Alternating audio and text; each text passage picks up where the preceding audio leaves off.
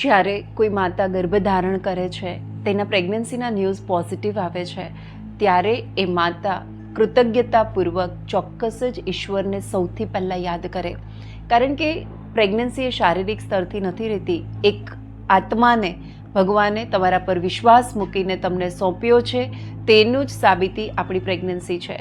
તો પ્રેગ્નન્સીના ન્યૂઝ આવતા જ ઈશ્વરને કૃતજ્ઞતા કયા શબ્દોમાં વ્યક્ત કરીએ?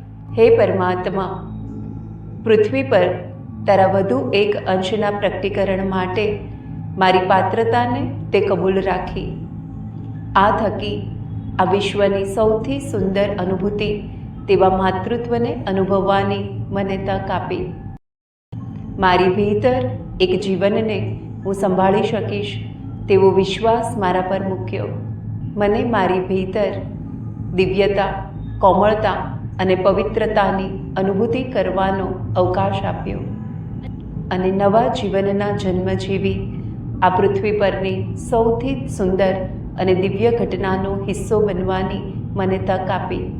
આ સઘળા માટે મારું રોમ રોમ તારું ઋણી છે.